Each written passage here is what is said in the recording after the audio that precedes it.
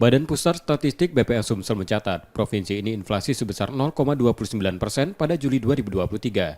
Nilai itu lebih tinggi dibanding periode atau bulan sebelumnya. Kelompok makanan merupakan penyumbang inflasi terbesar sebesar 0,22%, seperti daging ayam 0,078%, dengan perubahan harga 4,31%. Disusul cabai merah sebesar 0,072%, diikuti perubahan harganya 9,51%. Hal itu dipengaruhi meningkatnya konsumsi masyarakat pada momen haji dan libur sekolah yang membuat pedagang menaikkan harga.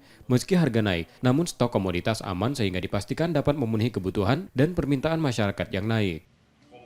Salah satunya adalah terkait dengan harga pakan ternak. Ternyata masih tinggi. Nah, pakan ternak untuk ayam kan, sehingga tentunya biaya produksinya meningkat, ya otomatis mereka harus menaikkan harga.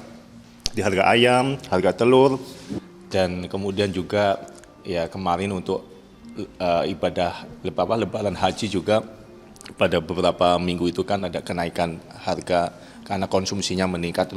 Kemudian akhir libur sekolah nih, nah akhir libur sekolah tentunya yang mau ke Jawa, ada yang melanjutkan perguruan tinggi, sehingga ternyata karena libur sekolah juga mendorong, karena permintaannya tinggi, terpaksa mungkin maskapai menaikkan tarif angkutan udaranya.